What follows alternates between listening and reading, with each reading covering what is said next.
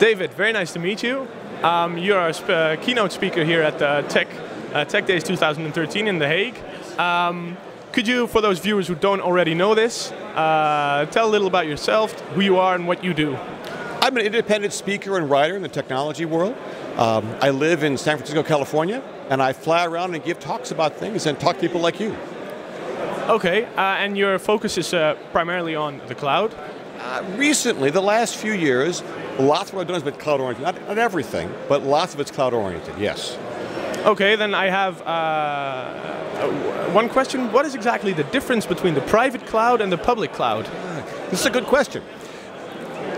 Let me start by saying, what is a cloud? Well, I would argue that to be a cloud, you must support this technology called IaaS, Infrastructure as a Service. And what that means is you give users, like developers, the ability to create their own VMs on demand from a catalog available via the web. If I provide IaaS in my own data center, well, that's a private cloud. If I provide IaaS in an external data center, that's a public cloud. And both, of course, offer more than IaaS. But the point, I would argue, is that IaaS is the core defining technology of a cloud. Do it yourself, you're a private cloud. Do it externally, it's a public cloud. Okay, and why should we actually care about the cloud? Well, we should care because there are real benefits here. But the benefits in public and private cloud are different. So for example, if I do IaaS on my own data center and other things in private clouds, it can help my own data center become more efficient, more effective, just better. If I do IaaS and other cloud things in a public cloud, I get pay-as-you-go economics. I can pay for what I use and nothing else. I can get massive scale as well. So both these approaches to cloud computing have real benefits. They're different, but they're good in different ways.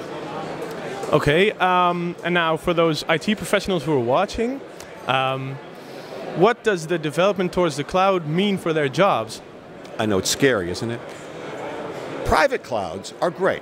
Private clouds will automate some of their work, but that's a good thing. They can do more complex, more difficult things. Public clouds really mean moving more and more computing out of on-premises data centers into shared public clouds.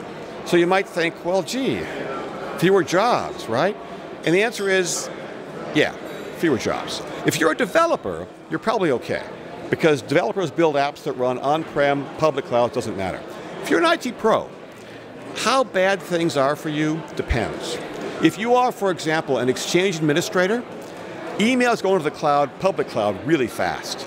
So Exchange admins probably have no great future.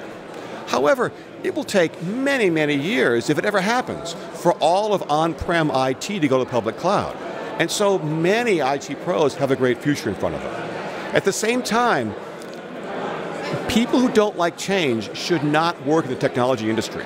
If as an IT pro you thought your current skill set was enough for an entire career, you were wrong.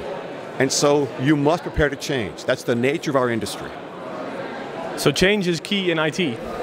Change is key in IT. All right, well, thanks very much for this interview. I hope you have a good time for the rest of your stay here in The Hague or in the rest of the country. And it was very nice to meet you.